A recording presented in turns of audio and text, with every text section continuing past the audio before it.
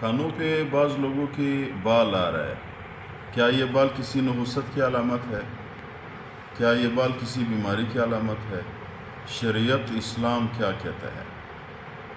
کان پہ بال آنا، بعض لوگ کہتے ہیں کہ خدا نخواستہ یہ بندہ منحوس ہو گیا ہے، نعوذ باللہ اس پہ دنیا کی تمام پریشانیاں اتر آئی تھی، یہ بس آج کے بعد اس کی زندگی مشکل میں ہے۔ بعض لوگ یہ کہتے ہیں، بعض لوگ یہ کہتے ہیں کہ کان پہ جب انسان کے بال آیا تو اس کا مطلب یہ ہے کہ دل کا بیمار ہو گیا، یہ دل کی شریانوں اور کان کے جو رگیں ہیں آپس میں اس کا تعلق ہے، وہ جب بند ہو جاتے ہیں تو ادھر سے بال آنا شروع ہو جاتے ہیں۔ بعض لوگ یہ تعبیر کرتے ہیں۔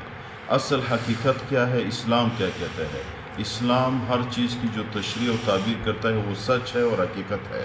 تو حقیقت بتانے سے پہلے آپ لوگوں سے گزارش ہے چینل سبسکرائب کریں، ہمارے حوصلہ افزائی ہو جائے گی، آپ لوگ کا نقصان نہیں ہے، ہماری ویڈیو بھی آپ لوگ کو پہنچ جائے گی۔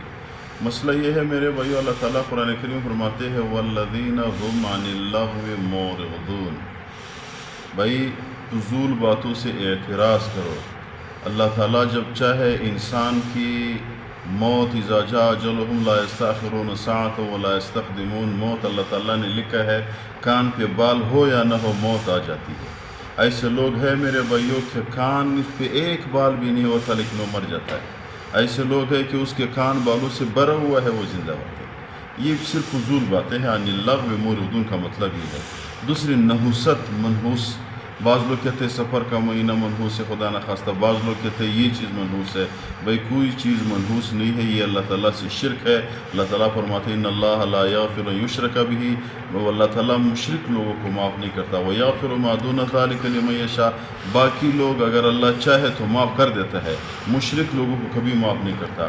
تو کوئی چیز انسان کی منحوس نہیں ہے، خدا نخواستہ میرے بھائیوں یہ انسان کی یہ ذہن ہو جائے، یہ عقیدہ ہو جائے کہ انسان کے کان پہ بال آیا تو بندہ منحوس ہو گیا، آج کے بعد اس کی پریشانی ہے، عقیدے کی خرابی ہے، توبہ کرنی چاہیے۔ نہ بال پہ کچھ ہوتا ہے، نہ کان پہ بال پہ کچھ ہوتا ہے، سب کچھ اللہ کی ذات سے ہوتا ہے۔